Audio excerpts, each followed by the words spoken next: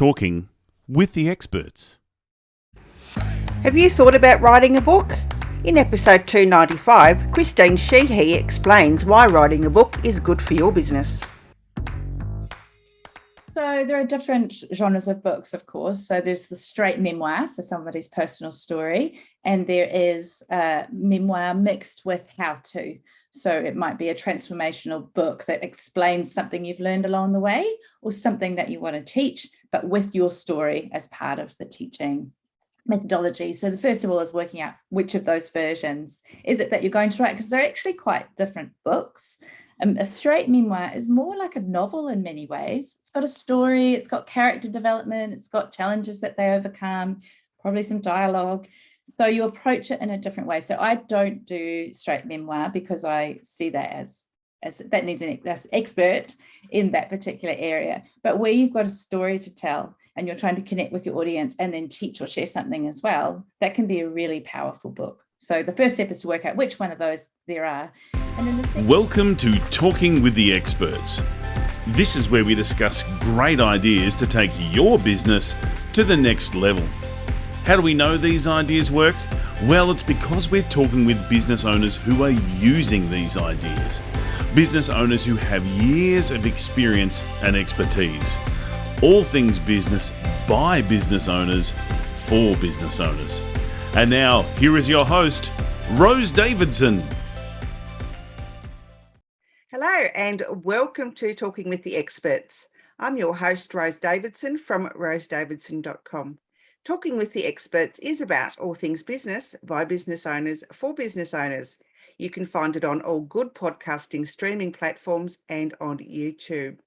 And currently, Talking with the Experts is sitting at 201 in Apple Podcasts under entrepreneurship, which I found out a couple of days ago. So I'm really, really excited about that. Have you ever thought about writing a book? Do you think it'll be good for your business? Well, my next guest, Christine Sheehy, knows all about it, and she's going to be discussing why it is good for business in this episode. So Christine currently writes, dreams, and persistently tries and fails to give up coffee. Coffee. From a seaside village north of Auckland in New Zealand. She'll help you nail the compelling concept at the heart of your book, reclaim your writing voice, capture your body of work in a book so you can grow your audience, your business, and your legacy. Welcome, Christine, and thank you so much for joining me today. Hi, Rose. Hi, everybody, and thank you for having me. It's lovely to be here. So tell me, why is writing a book good for business? There are so many reasons why writing a book is good for business. First of all, it's a great way to position yourself as an expert in the space that you want to be known. So if you want to be the Selling with Confidence coach, you can write the book about selling with confidence. And at the same time as you are capturing your expertise, you're creating a body of work, you can actually be also triggering new ideas that will help you really embed that position as the expert. And then from there, your book becomes a fantastic calling card. If you want to introduce yourself to somebody, you can direct them to your book. I've written this book about this topic. Here I am as the expert.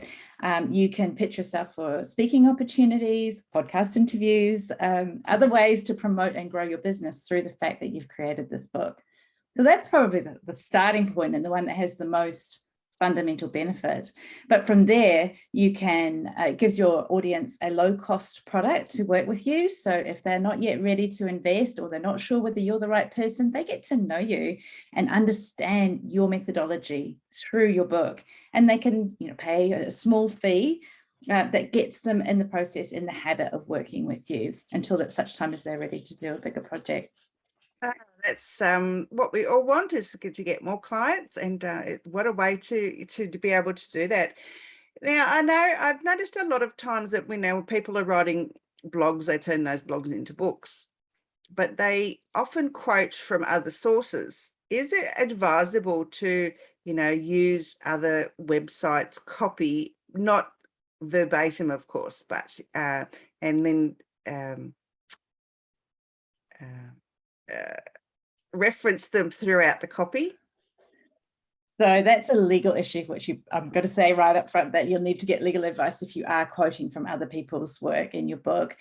There is a rule around the amount that you can quote, so you can reference a small line as long as it's attributed to a book. That's my understanding anyway. Sorry, attributed to the author, I should say. But if you're going to be taking large chunks, then you need to be looking seriously at the legal issues there and whether or not you need to be seeking permission. So that'll be my little disclaimer on that front. That's great advice. Absolutely.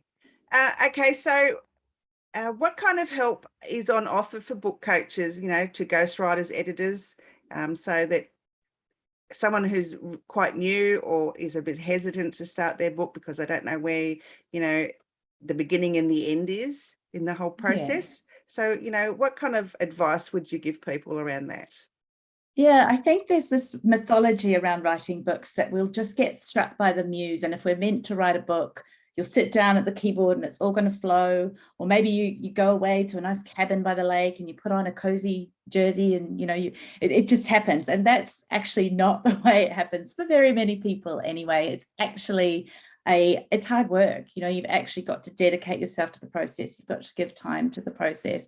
And I think if you've never done it before, then it's new to you, and just allowing yourself to be a beginner in that process and to get some help and get some direction with it is really important. Sometimes I've had clients come to me they've been approached by a publisher to write a book. So they've already got the platform, they're already well known in the area, but they hadn't considered doing that, or they weren't quite ready to do that. And it's like they're almost embarrassed maybe to admit that they don't know where to start, right? But it is a new process, even if you're an expert in your field. So as a book coach, my expertise, as you said in the intro, is around helping you nail that concept. What is this book about? Because someone like you, Rose, has probably got 3 books in you, maybe, as a starting point. There's a lot of books you could write. And it's about finding what's the book that you're going to write this time? What's the first book? How do we define that topic so that it's suitable for your audience, so that it showcases your expertise, and so that we deliver something satisfying to the reader, that they go on a journey, they learn something, experience something, and come away with a new understanding or new knowledge or a new plan for what they're going to do next. So I think that the mistake people can make is just jumping in too soon and then getting lost, kind of ending up in this sort of quagmire of ideas, and then you feel stuck, like it's not actually flowing. But having a proper plan is where a book coach can help you. But then beyond that, some people have got that nailed. They can plan that out themselves and do the writing of the book, and they might just need the editing help, the proofreading help, that technical help that comes further on. And others might have a whole lot of content and they just want to hire somebody to put that book together. And that's where a ghostwriter can come in. Now, ghostwriter, they can have a bit of a bad rap. People think, oh, they didn't really write the book themselves, but that's not necessarily true. A ghostwriter can come in all forms, from actually writing the book from scratch and just interviewing the author, or actually working really closely with them to shape their ideas, to edit their ideas hands-on in the manuscript. So that it's still the author doing that actual writing work, but they're just being guided by someone who's experienced in the process. And then down the line, there's a whole lot of people who do the publishing, do the marketing, do that side of things. So there's a whole range of experts that can help you at different stages. And it's just working out, where do I really need the help? What's going to move me forward? And then seeking out those people. Yeah, so there are some online apps available, so you can self-publish your book. Are they like, you've got Kindle where you just, put the copy into Kindle and it formats it for you, makes it all beautiful. And there's, other apps out there that do pretty much the same. Is that a good way to write a book, or should you do it? I know you've got to write the copy first, but putting it into this to self-publish, or is it advisable to actually go to a publishing house or publishing company? That's a very individual decision. And it's going to depend on the book. It's going to depend on your audience. It's going to depend on your goals. There's a whole lot of factors that come into that. And that's something that I do work through with my writers individually as we're developing the concept. There's no getting around the fact that pitching to a publisher can take a lot of work, and there's no guarantee of success there. But depending on the size of your platform and your reach, that's going to have a bearing as well, because essentially what you're pitching when you pitch a book is a business idea. They've got to take your book and they've got to market your book, and they need to sell your book with your help. So you're pitching them, this is my audience, this is my concept, this is who's going to want to read it, this is what I've got to bring to the table in terms of my expertise, my marketing, my reach, and so on. So for some people, that's a really great choice, and there's a reason why they want to pitch to a publisher. For other people, they might already have a sizable audience that they feel they can sell to directly. They might want to have ultimately maybe more control over the end product, the cover, the title, what the final version of the book looks like. And they might want to move faster than a traditional publishing model can actually move. And so they may decide to go down various self-publishing options. There are the apps that you've mentioned. There are also some self-publishing companies that will help you, and there are some hybrid options where there's a publisher who will do distribution and things like that, but you will also chip in and contribute to the production costs and marketing costs of the book. So those deals can vary a bit depending on your book and who you're working with. Now that's all down the line. I tend to be more at the front end when we're developing the concept and the writing, but those are options that we're talking about and thinking through as we're developing the concept, as we're doing the audience analysis, as we're looking at who's going to read this book, why am I doing it, and what's my goals in doing it. So I guess if you're like me, I've got 3 books in the pipeline. Well, thinking of anyway. Yeah. And some of them are around podcasting and some are around business. How do I choose my audience? I mean, how do I know that I'm going to be nailing the right audience with my book? You know, it comes down to many of the same questions that we actually look at when we're talking about a business, right? So who's the person that you're trying to reach? What is the problem that they've got? How does your book help them solve the problem? And why are you the person to write it? And then the big question on the back of that is, which one do I want to write? Because there's no getting around the fact that you're going to have to sit down at your desk and write. And it takes commitment. And if you are not passionately connected to that idea, if you don't really want to do that one, but you think you should, or someone told you you should, it's going to be hard work. Whereas the one you're excited about, the one where you can see it's going to make an impact on your audience, it will be much easier to come back to the keyboard, to stick to your goals, to see that project through to completion. So don't discount that whole excitement factor when it comes to choosing your topic. There's a lot of imposter syndrome, though, that comes into writing a book, isn't there? 100%, yeah. And it doesn't matter if you've done a book before. It's like second album syndrome. You can still get worried about the next one and whether it's the right topic and whether you have anything to say. It's all been said before is a really common fear that comes up. But the reality is that your take on a topic is your take. That's very individual. And if there's no books on your topic, that's almost a red flag, like there's no one really interested in that. It's actually a good thing if there are books in your field that have already done well, because that shows there's a market for it, that shows there's interest in that topic. You've just got to come up with your unique spin that will serve the audience. Yeah, getting a little bit away from business, I guess, but sort of business. But what if it's a personal story, that people want to write about how they got into business, but it's not really a business topic? So there are different genres of books, of course. So there's the straight memoir, so somebody's personal story, and there is memoir mixed with how-to. So it might be a transformational book that explains something you've learned along the way, or something that you want to teach, but with your story as part of the teaching methodology. So the first of all is working out which of those versions is it that you're going to write, because they're actually quite different books. A straight memoir is more like a novel in many ways. It's got a story, it's got character development, it's got challenges that they overcome, probably some dialogue.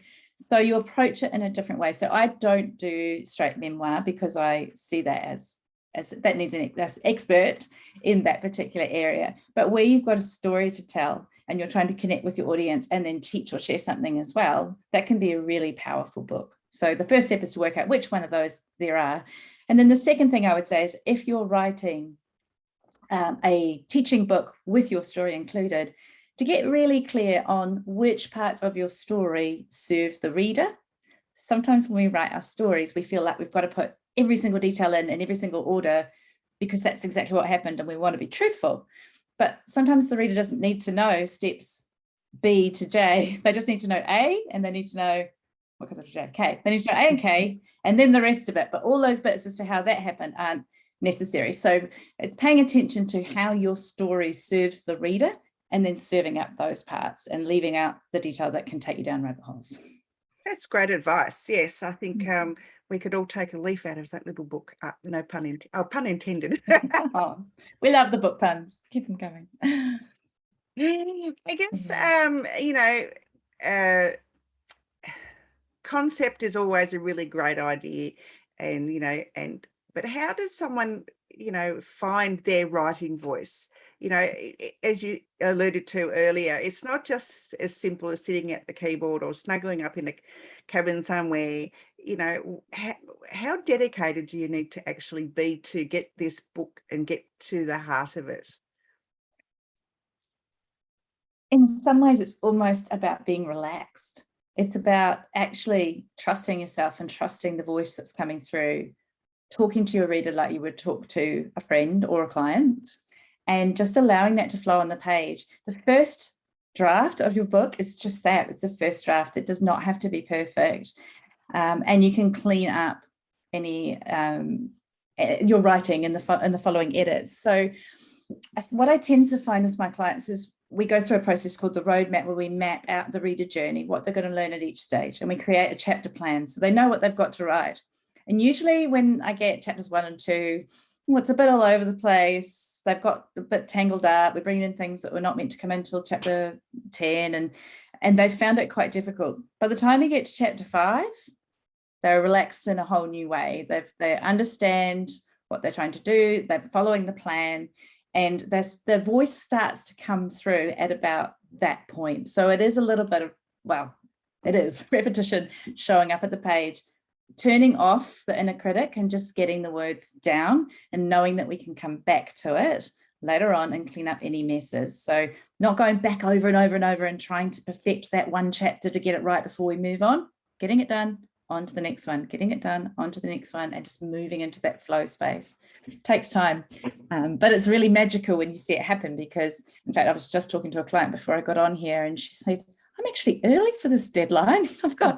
And she's at chapter, I think, 6 or 7. So she really hit that flow state the last time that we met, and it's really cool to see it just becoming actually easier than it has been so far. And that, yeah. So is it advisable just to, jump everything on a bit of paper and then, and don't read it, just sit there and do a brain dump? A brain dump is a great place to start in terms of working out your idea. Yeah, for sure. But things like, it's going to vary for every individual, of course, but the questions that you get asked a lot, or the topics where people really need help, can be a great space into your book topic. And the other thing is to think about what you want to be known for. What's the thing? Like, if there's 10 things that you do in your work, what's the one that gives you that real, that was awesome, that fantastic feeling where you've made a difference, and start playing with that idea. There's an exercise I do with my clients early on where I get them to imagine that they're in a room full of their ideal readers. And interesting, I do this when I do brand messaging work, and I do it with books. It's the same ideas that come through. So imagine you're in a room full of people who want to start a podcast, Rose, but they don't have any idea where to start. And they're just, feeling this pressure. I don't have any time, and everybody, I'm getting left behind because there's already 5 podcasts on my topic, and all those stresses and worries about starting the podcast. And then just close your eyes and feel that fear, feel that tension, that worry and stress. And then think about, if I gave you a microphone and you had 60 seconds, what would you tell those people? Yeah, I know. Yeah, exactly, right? You tell them it's totally doable. They can take it step by step. They can, this is me guessing what you'd say, right? Yeah. So you'd be able to reassure them in 60 seconds that you've got the answer to their problem, and then just go and map from that. So that's a great visualization exercise to do if you're thinking about what you'd have to say. And in fact, you can use that you can use it for writing a blog, you can use it for writing a Facebook post. If it's something that's you're feeling anxious about writing, try that exercise and then go right from that space. It's powerful. Perfect. You've got a one-page book plan. I do. And where can people access that, Christine? So if you go to christinesheehy.com, Sheehy is SHEEHY.com, and /book plan, christinesheehy.com/book plan, and you can download it there, and it takes you through just a series of questions. And what I recommend is print it out or use it. You can fill it in online as well. Make a cup of tea, sit down and spend the time it takes to drink the cup of tea answering the questions, and then you'll have the outline of things you need to think about before you write your book. Obviously, you can go on planning that in more and more detail, but it was a really great structure for just getting that idea out of your head and thinking about who it's for and how it's going to serve both your business and your reader. People can also find you on Facebook at Christine Sheehy and Co. Yes. Oh, perfect. Okay. Awesome. As soon as I get off this call with you, I'm going to go and grab that plan because I think it sounds really great, and I'm sure it will absolutely help me. Well, you enjoy. I have no idea where to start. Yeah, that's a common question. But I think the thing I want to leave people with is that it's so doable, but get the help that you need to just break down the process for you. And if writing a book's been on your bucket list, you can totally do it. Sure. And Christine, where can people find you if they want to know more or to work with you? Because, I would advise that people get a book coach, only because, if you're really unsure about what you're doing, a coach can, point you in the right direction. It's just like a business coach or a marketing coach or, those sorts of people. So I'm sure that Christine has lots of tips and helpful ideas for you to get your book up and going. So where can they find you, Christine? I'm at christinesheehy.com. Right. Well, that's pretty simple. Yeah, I'm also on Instagram and LinkedIn. So I think it's LinkedIn is Christine Sheehy Writes, and Instagram is at Christine Sheehy and Co. Perfect. Christine, any last words of wisdom, a helpful hint, a quote, some sort of something to leave the audience with? Yeah, well, it's said that 80% of people want to write a book someday. So why not make today your someday? You have to actually choose to do it if you want it to happen. Yeah, that's the point. It's not the choosing, I think it's the motivation. And getting over the scary hump. I think it's getting over that scary hump. Yeah. And so I guess and before we go, as a business coach, or not a business coach, a book coach, what do you actually do to help people from the beginning to the end? Okay, so there are various options, but the starting point is always this concept. So what's it about? Who's it for? What's the impact that you want to have? All of that stuff. And then we map out the structure of the book. What kind of book do you want to write? Has it got breakout sections? Has it got teaching points? Has it got interviews? What are we including in here? And then each chapter, the content for each chapter, we map out in detail. And then I get you writing, testing out writing, playing with writing the book, just to get that started and flowing. At that point, there's some decisions about your publishing journey. So whether you want to start, if you want to pitch it to a publisher, then we look at developing a proposal. If you want to go down your own route and self-publish, then we start to look at that and what you need to do for that. Now, I refer you off to people to help with that part because my genius is in the ideas and the writing, but there's a process for that. And then I can work with you to actually write the book. So that's setting you the tasks, checking in with you, making sure, helping you get over that self-doubt, and keeping you on regular deadlines, because honestly, it doesn't matter. If you had a year off to write the book, you could sit in your lounge drinking cocktails. Time is the issue, and it's not the issue. So actually squeezing out the time, keeping you accountable to your dream and your book, and getting you up to that page, and then turning in work on a regular basis. So that's the sort of three ways you can work with me. Absolutely brilliant. Okay.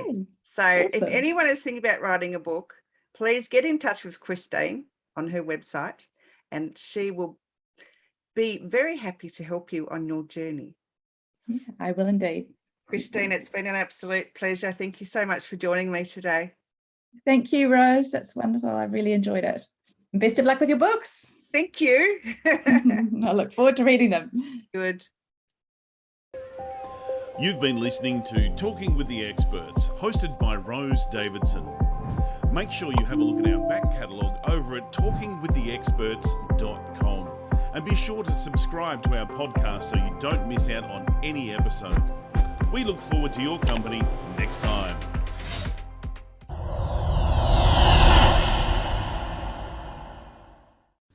Talking with the Experts.